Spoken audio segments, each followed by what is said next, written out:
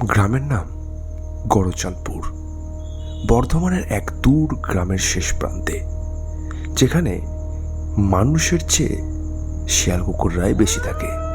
গ্রামের এক প্রান্তে আছে 100 বছরের পুরনো এক শ্মশান ঘাট, নাম মশান ঘাট। এই মশান ঘাটে নিয়ে গ্রামের মানুষের কত কিছু গল্প।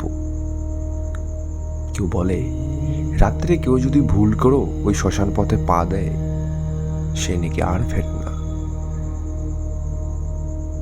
শুভ নামের এক যুবক কলকাতা থেকে শহরে পড়তে এসে ফিরছিল দাদুর শ্রাদ্ধে। রাত্রে দেরি হয়ে যাওয়ায় ওর বাইক খারাপ হয়ে গেল গ্রামের প্রায় সীমানায়। আর কোনো উপায় না পেয়ে ও পায়ে হেঁটে বাড়ির দিকে রওনা দিল শর্টকাট পথে, সেই শ্মশান ঘাটের রাস্তা দিয়ে। রাত তখন 2:30। শীতের কুয়াশায় কিছু দেখা যায় না। হঠাৎ সে শুনতে পেল কারা যেন হাসছে। গলায় আওয়াজ শোনার সঙ্গে সঙ্গে ওর গা দিয়ে ঠান্ডা ঘাম বেরোতে লাগলো।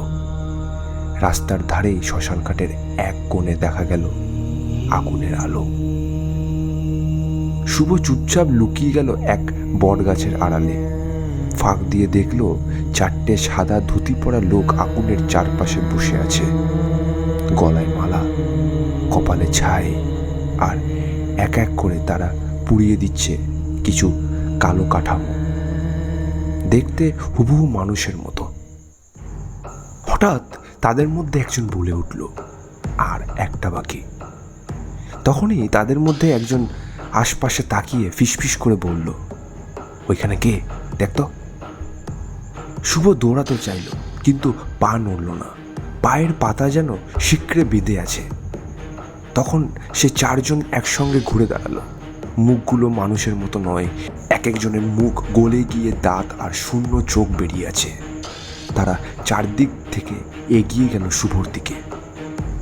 শুভর মুখ থেকে কোনো আওয়াজ বেরোলো না, শুধু ঠোঁট কাঁপতে লাগলো, মা মা।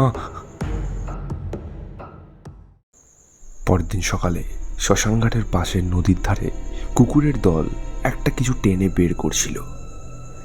গ্রামের লোক গিয়ে দেখল শুভর মৃতদেহ, গলায় ছায়ের মালা, কপালে ছায়ের ফোঁটা, আর বুকের উপর কালো ছাই দিয়ে লেখা, মশান ঘাটে আরেকটা পুণ্য হলো।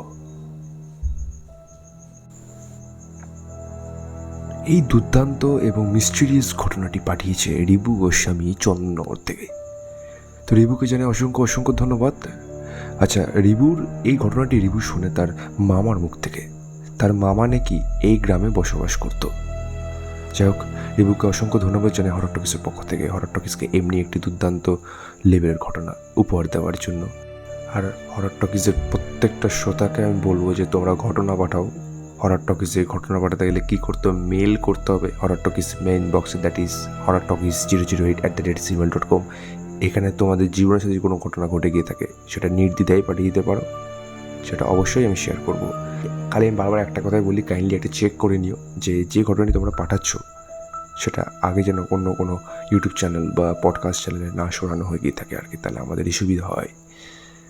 দেখা হচ্ছে পরবর্তী নম্বর এপিসোডে। আর মাত্র 2টি এপিসোডের অপেক্ষা, তারপরেই হরর টকিজের 100তম এপিসোড, যেটার জন্য আমরা সকলে ওয়েট করেছিলাম এবং ওয়েট করে আছি এখনও।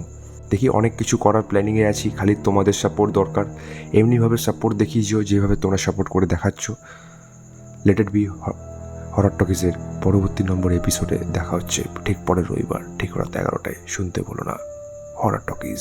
Thank you.